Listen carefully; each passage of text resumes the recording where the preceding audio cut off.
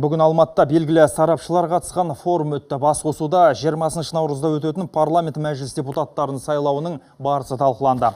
Сарапшылар сайлау алды науқанның бірінші кезеңін қорытындылады.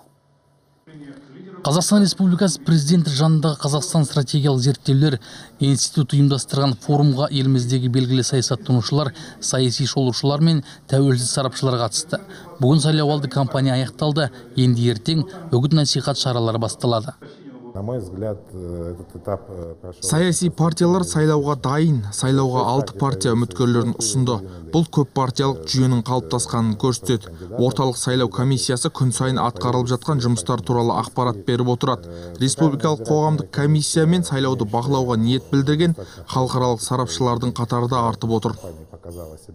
Сарапшылар сайлауалды кезеңнің жоғары деңгейде әрі бәсеке жағдайында өтеді деп есептейді. Сондай-ақ мақсат мүдделер айқындалған саяси партиялардың белсенділігі жақсы дейді мамандар. Наступает новый ответственный и важный период. Сайлау қызу өтеді деген ойдамын. Сайлауалды науқанның бірінші кезеңінің қорытындысы соны көрсетеді.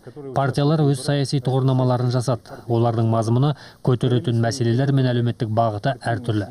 Бұл үміткерлер арасында әділ бәсекенің болатынына септігін тигізбек. Форум қорытындысы бойынша сарапшылар мынандай тұжырымға келді. Ол бәсеке, заң талаптарына сай жұмыс істеу және әділеттілік. Осы үш негізгі фактор сайлаудың салиқалы өтуінің кепілі болу керек.